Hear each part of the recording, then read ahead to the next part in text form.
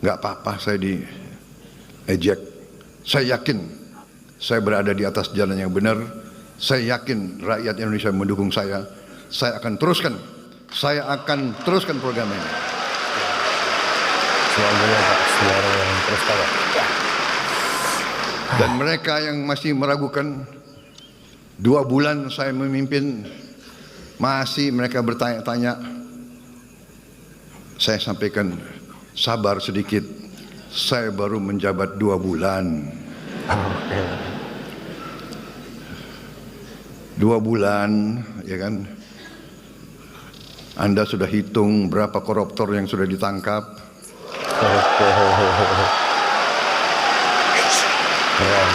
Siapa? Saudara-saudara sekalian yang nyinyir sama saya, silahkan, kau duduk aja di sebelah situ. Ya. Ini belum apa-apa. Kita siapa? Ini belum apa-apa. Nanti 6 bulan lagi, baru saudara boleh nilai pemerintah Prabowo Subianto. Keren. Oke, semoga guys. Oke guys, assalamualaikum warahmatullahi wabarakatuh. Kembali lagi di channel Gambas LJ.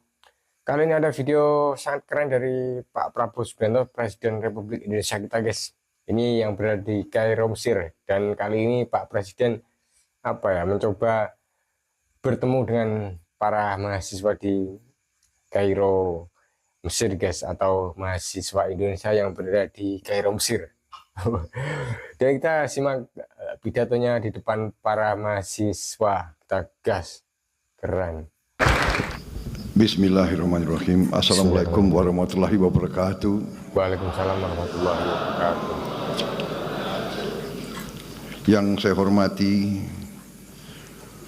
Wakil Grand Sheikh Al-Azhar Profesor Dr. Muhammad Abdurrahman Ad-Duaini, Rektor Al-Azhar Profesor Dr. Salamah Daud, serta seluruh pengajar, seluruh sivitas akademika dari Al-Azhar yang hadir, Duta Besar Republik Indonesia untuk Mesir, Dr. Lutfi Rauf, Duta Besar Mesir untuk Republik Indonesia, Yang Mulia Yasser Hashimi, Ketua Perhimpunan Mahasiswa Indonesia di Mesir, Saudara Razif Alif Al-Faiz, Mesir, yes. Dan terutama yang saya banggakan dan yang saya cintai, para mahasiswa dan mahasiswi Indonesia di Universitas Al-Azhar Kairo, Mesir yang hadir pada siang hari ini.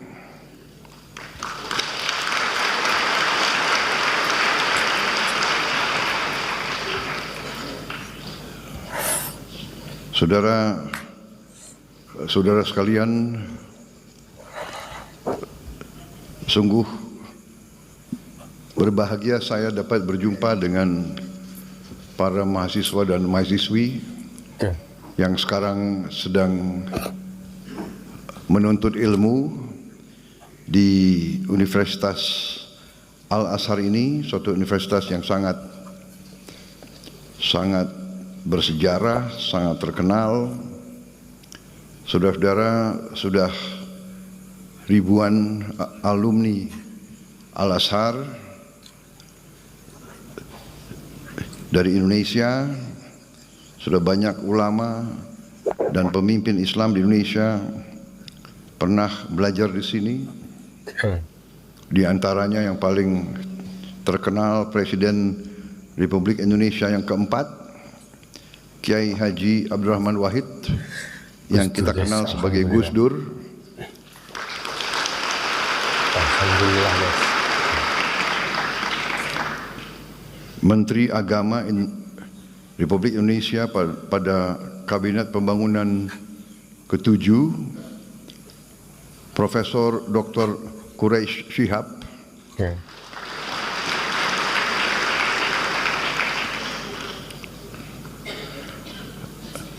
tokoh besar Nahdlatul Ulama yang pernah juga menjadi Rois Am, Kiai Haji Ahmad Mustofa Bisri, Gusmus, Gusmus, guys. Alhamdulillah.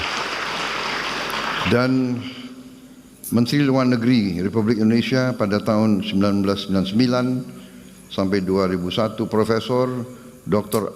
Alwi Shihab. Oh, Pak Dan Alwi Shihab. saya kira masih banyak lagi tokoh-tokoh dan pemimpin-pemimpin kita, pemimpin Indonesia dari berbagai kalangan, dari berbagai organisasi yang adalah lulusan Al-Azhar. Saya hadir di Mesir ini untuk dua acara penting, yaitu hari ini saya melaksanakan kunjungan kenegaraan kepada Republik Arab Mesir, diterima dengan sangat terhormat tadi di Istana Presiden di Kairo, dan di sana melaksanakan pembicaraan cukup mendalam, cukup intensif saya dengan Presiden Al-Sisi, kemudian LCC. dengan menteri-menteri beliau dan delegasi saya. Kita telah menyepakati beberapa hal-hal penting yang intinya adalah kita ingin meningkatkan dan mempererat hubungan antara Indonesia dan Mesir. Oke. Yang pernah sangat dekat dulu karena Mesir memiliki tempat yang khusus di hati kita, tempat bersejarah, yaitu Mesir merupakan negara yang pertama mengakui kemerdekaan Republik Indonesia. Yang pertama, guys. Wah. Mesir keren. Tanpa ragu-ragu, tanpa berpikir, begitu kita proklamasikan kemerdekaan kita, Mesir negara yang pertama mengakui kita, dan akhirnya beberapa negara lain yang ikut mengakui kemerdekaan dan kedaulatan bangsa Indonesia. Kemudian dalam perjalanan pemimpin Mesir waktu itu Presiden Jamal Abdel Nasser dan pemimpin Indonesia Presiden Soekarno menjadi sangat dekat karena sama-sama menjadi pelopor dibangunnya gerakan non-blok, non-aligned movement yang ingin mempersatukan negara-negara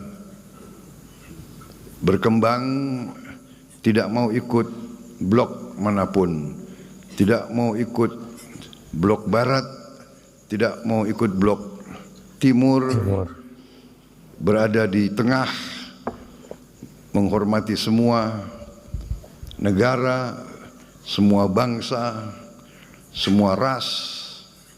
Itulah pendirian pemimpin-pemimpin kita waktu itu, dan itulah tradisi yang hendak kita teruskan, tradisi bangsa Indonesia, dan itulah juga yang saya canangkan bahwa saya akan meneruskan dan mempertahankan sikap ini, bahwa bangsa Indonesia adalah bangsa yang menghormati semua bangsa-bangsa di dunia, menghormati semua negara-negara, tidak mau terlibat dalam permusuhan dengan siapapun, tidak mau terlibat dalam fakta-fakta militer, selalu menganjurkan jalan damai, selalu menganjurkan musyawarah, selalu menganjurkan jalan tengah,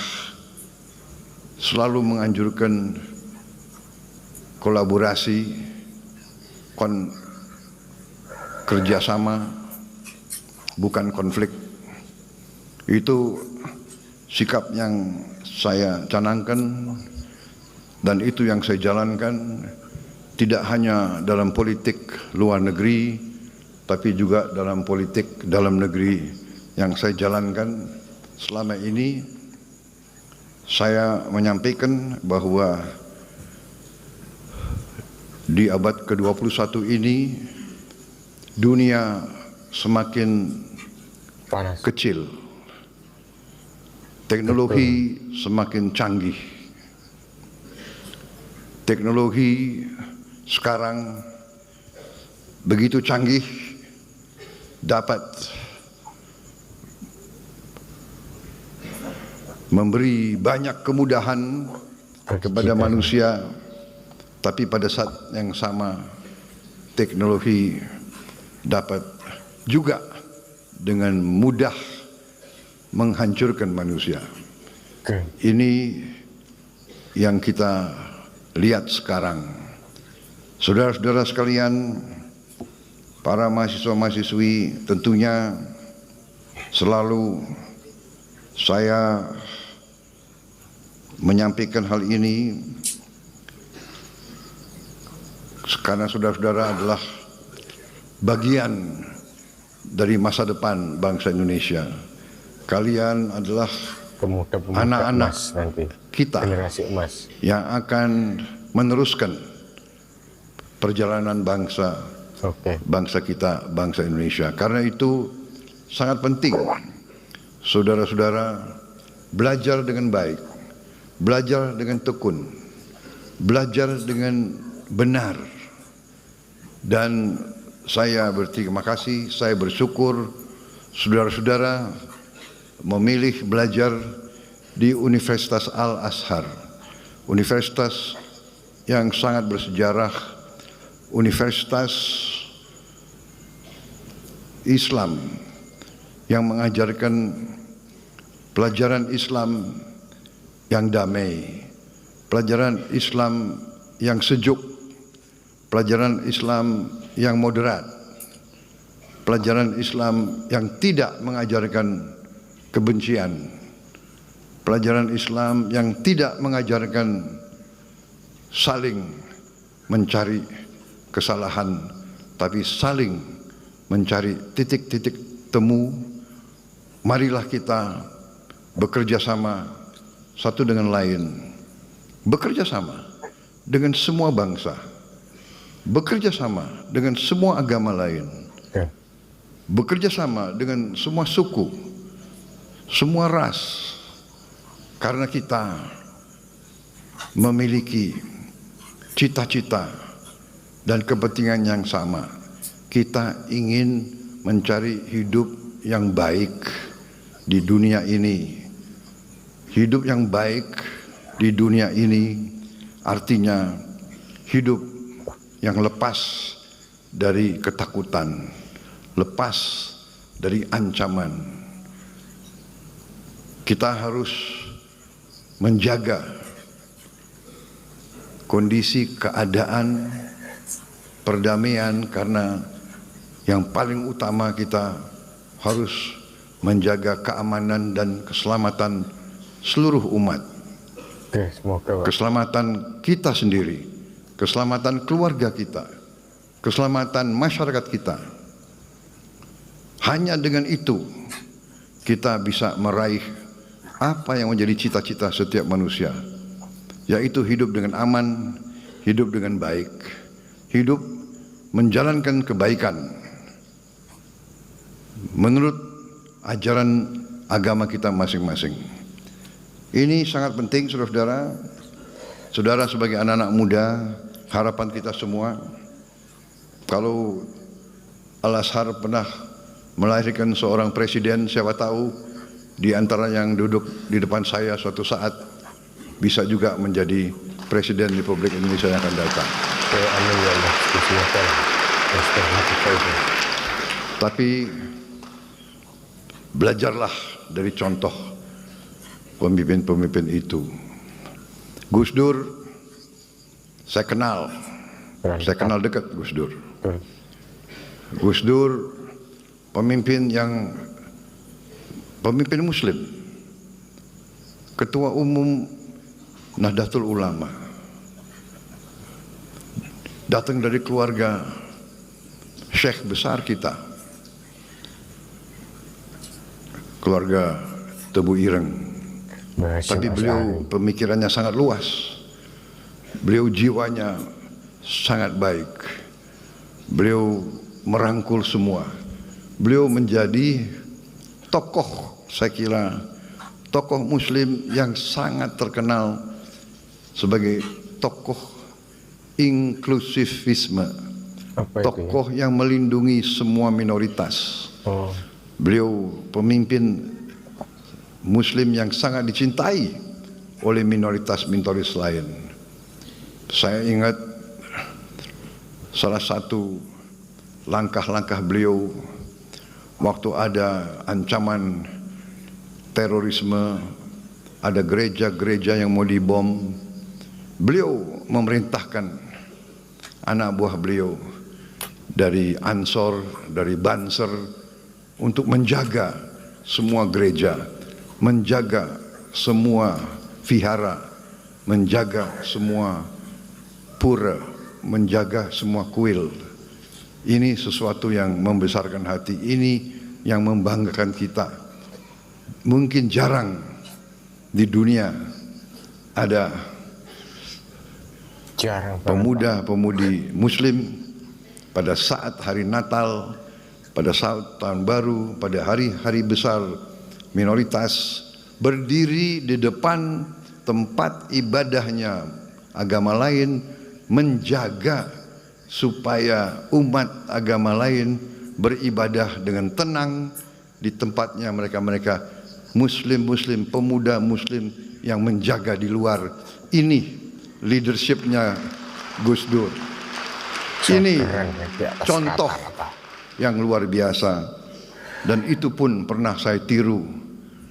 Sewaktu memang Gus Dur sudah tidak ada, saya memimpin partai saya.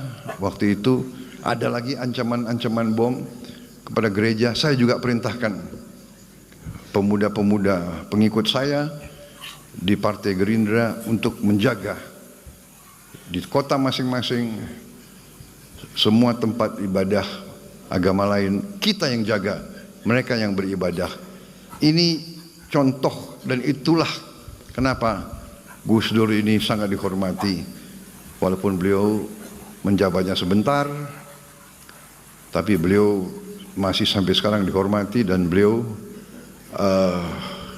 akhirnya sekarang diusulkan menjadi pahlawan nasional bangsa Indonesia. Saudara-saudara sekalian, ini saya kira salah satu contoh alumni Al-Azhar yang sempat menjadi pemimpin tingkat nasional di Indonesia, akhirnya menjadi presiden di Indonesia dan memberi kepemimpinan, kenegarawanan, leadership yang patut dicontoh dan dan akhirnya juga dihormati oleh bangsa-bangsa lain. Saya kebetulan kenal beliau baik, dan alhamdulillah leadership yang beliau sampaikan menjadi pelajaran bagi kita sekalian. Saudara-saudara sekalian, selain kunjungan kenegaraan ke Mesir, besok kita akan lakukan pertemuan KTT, konferensi tingkat tinggi antara 8 negara yang disebut D8. D8 ini adalah the Developing Aid for Economic Cooperation.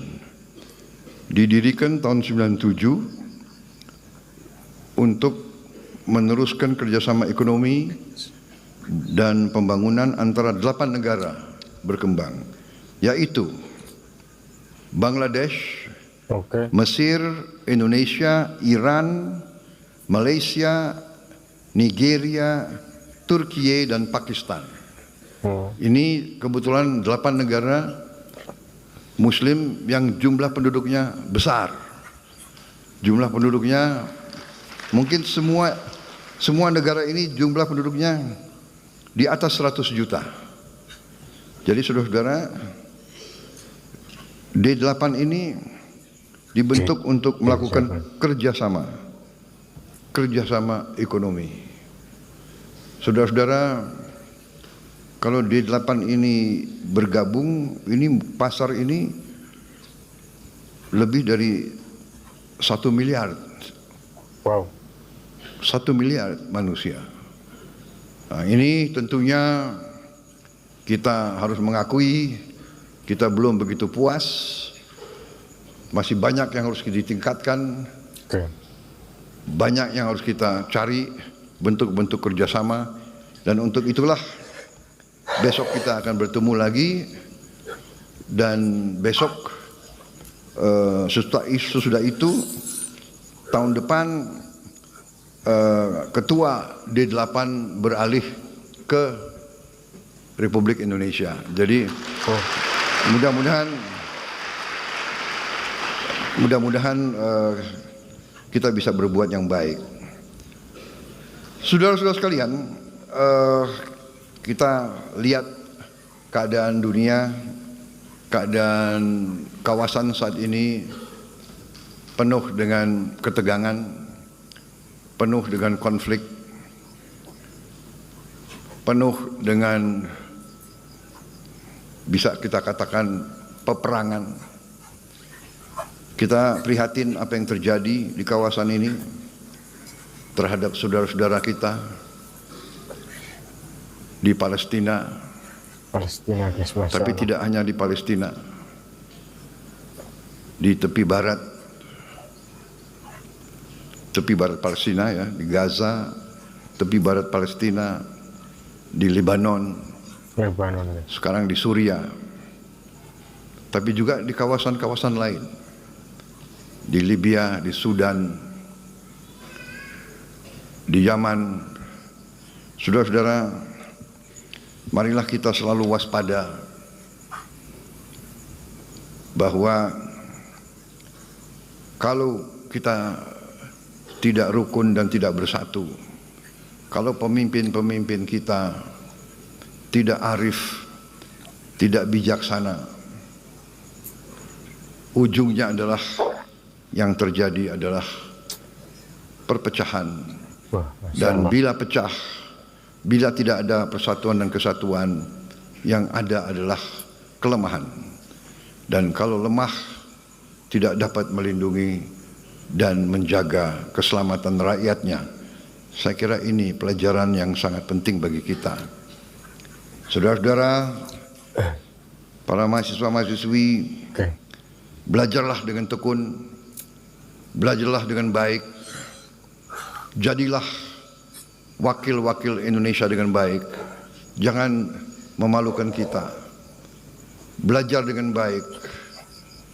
Saya bersyukur saya dapat laporan bahwa mahasiswa Indonesia termasuk mahasiswa asing yang paling sedikit bikin masalah di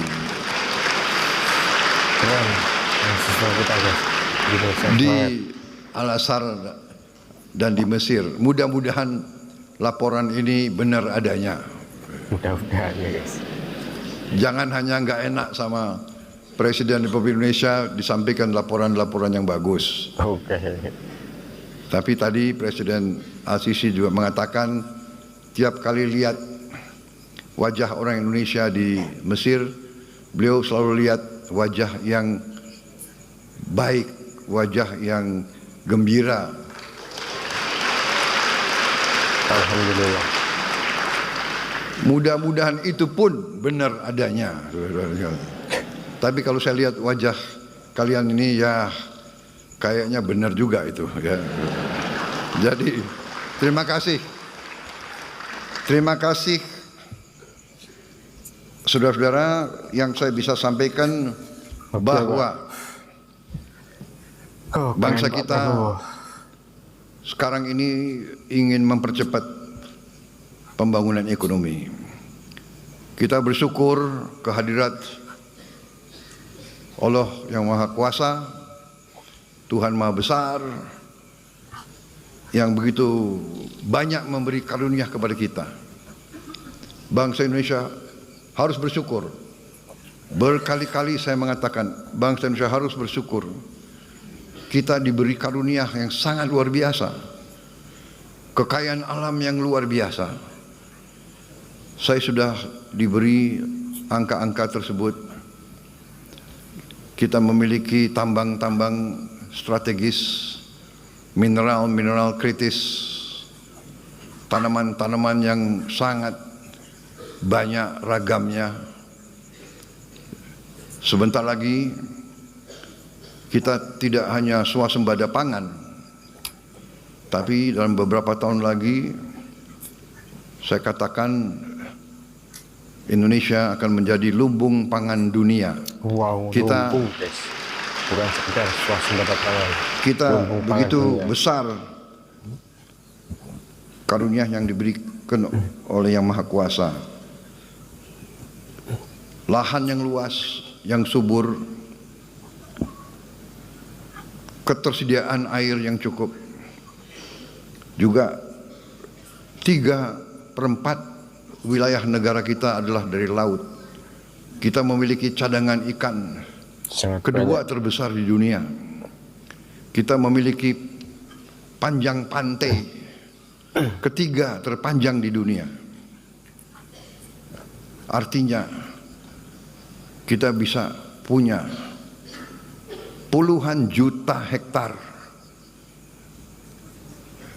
tambak-tambak ikan, tambak udang, tambak lobster, tambak kepiting. Kita akan menjadi eksporter yang paling utama di bidang ikan dan protein untuk dunia, saudara-saudara sekalian. Oke, semoga. Saudara-saudara sekalian, semua karunia ini percuma kalau tidak bisa kita kelola dengan baik. Karena itu saya bertekad, mandat yang diberi kepada saya oleh rakyat Indonesia, saya dipilih oleh rakyat Indonesia, saya disumpah di hadapan rakyat dan di hadapan Yang Maha Kuasa. Saya disumpah untuk menjaga undang-undang dasar kita, menjalankan semua undang-undang. Karena itu saya bertanggung jawab untuk menjaga dan mengelola semua kekayaan kita untuk bisa dinikmati sebesar-besarnya oleh seluruh rakyat Indonesia. Bukan segelintir. Saudara-saudara sekalian, kita bangga GDP kita, produk domestik bruto kita tumbuh dengan pesat. Tumbuh dengan pesat di tengah ketidakpastian dunia.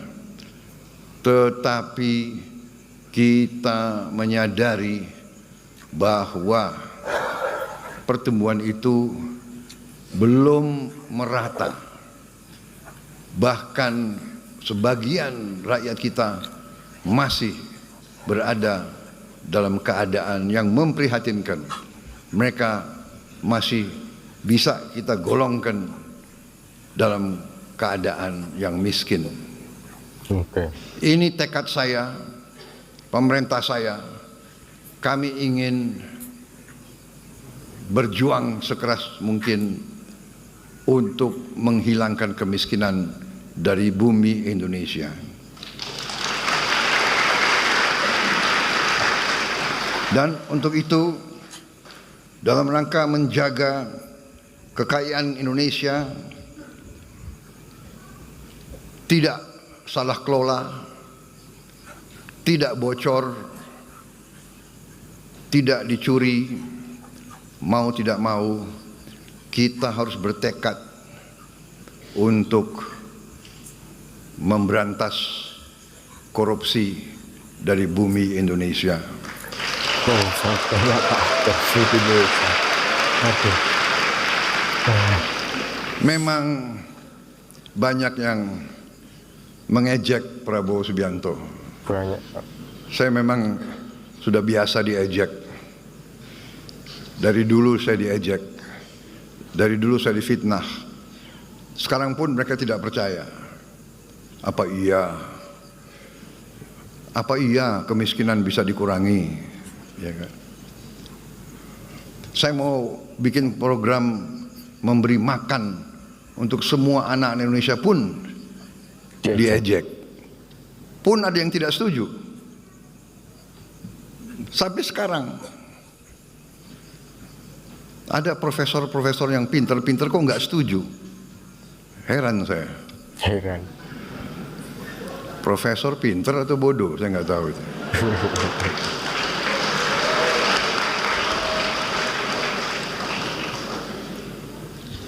Mungkin pinter otaknya, tapi hatinya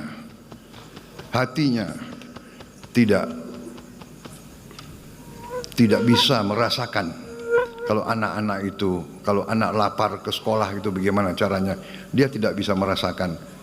Itu saudara-saudara, saya tidak ragu-ragu, nggak apa-apa saya diejek. Saya yakin saya berada di atas jalan yang benar. Saya yakin rakyat Indonesia mendukung saya. Saya akan teruskan program ini. Semuanya Pak, semuanya terus Pak. Dan mereka yang masih meragukan, 2 bulan saya memimpin, masih mereka bertanya-tanya, saya sampaikan, sabar sedikit, saya baru menjabat 2 bulan. 2 bulan, ya kan?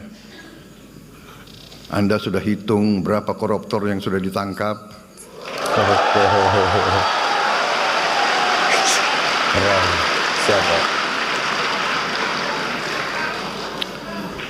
Saudara-saudara sekalian yang nyinyir sama saya, silahkan, kau duduk aja di sebelah situ. Ya. Ini belum apa-apa. Kita siapa? Ini belum apa-apa. Nanti 6 bulan lagi, baru saudara boleh nilai pemerintah Prabowo Subianto. Keren Prabowo Subianto.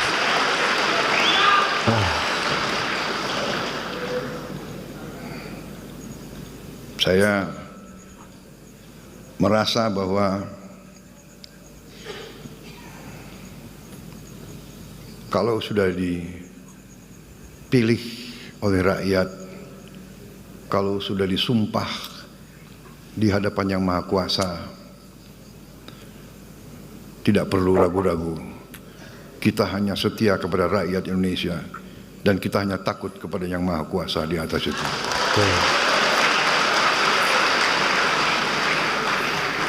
Saya dalam minggu-minggu ini, bulan-bulan ini, saya dalam rangka memberi, apa istilahnya itu, memberi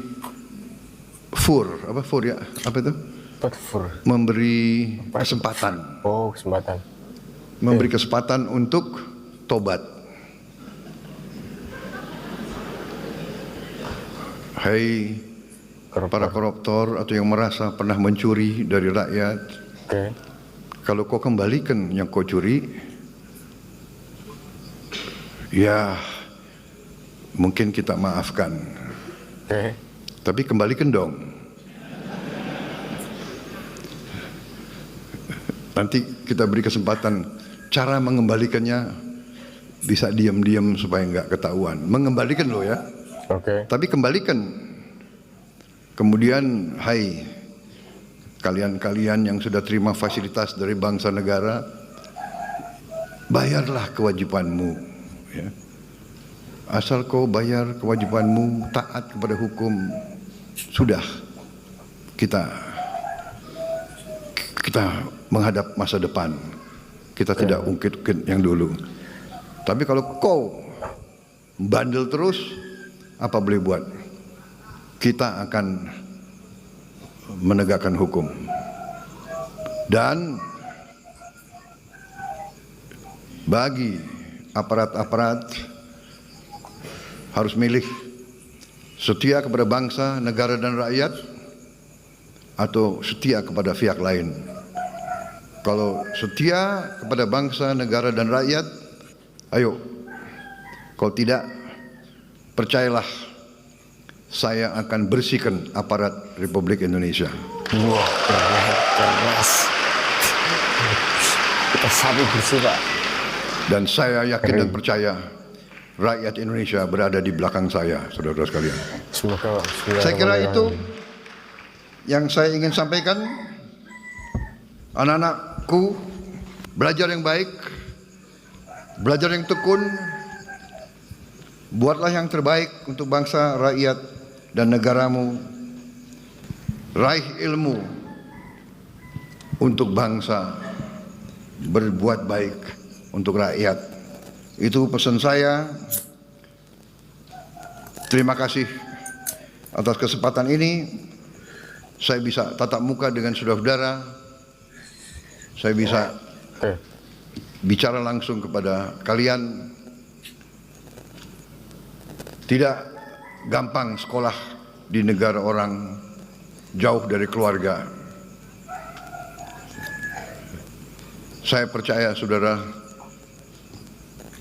tabah, teguh, dan teguh, tegar menghadapi kesulitan-kesulitan.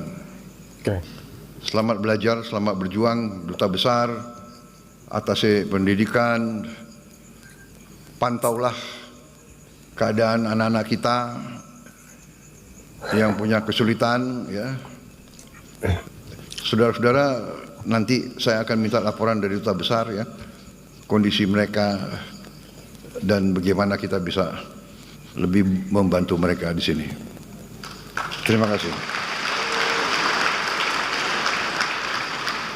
Wassalamualaikum warahmatullahi wabarakatuh. Terima kasih.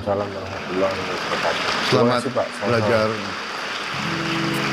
Sampai jumpa kembali. Terima kasih.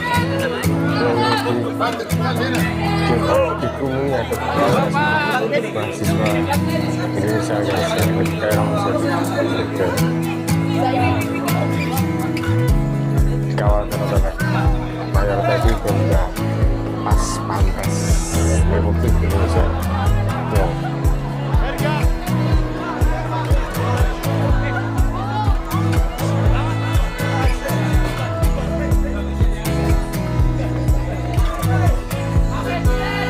Pas pampres Mesir juga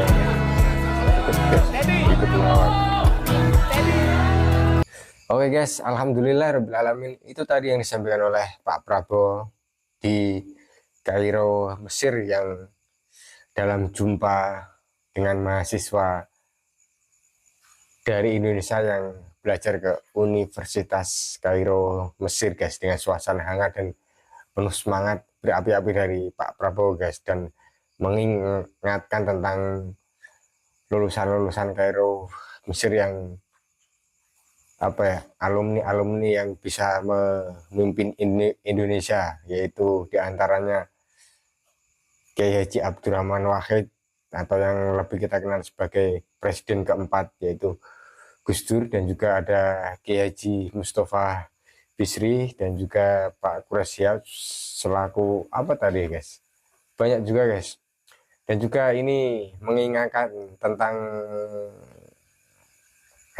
guys, koruptor yang akan tobat bisa mengembalikan secara diam-diam aset-aset yang dulu atau di era presiden yang kemarin bisa dikembalikan secara diam-diam juga boleh. Dan juga kalau tidak mau diringkus lah atau soalnya baru 2 bulan Pak Prabowo menjabat sudah banyak koruptor yang ditangkap guys, dan ini cukup keren. Oke, semoga ini bisa memotivasi rakyat atau mahasiswa dan terutama yang ada dan belajar di Kairo Mesir. Oke, wassalamualaikum warahmatullahi wabarakatuh. Kambas LJ.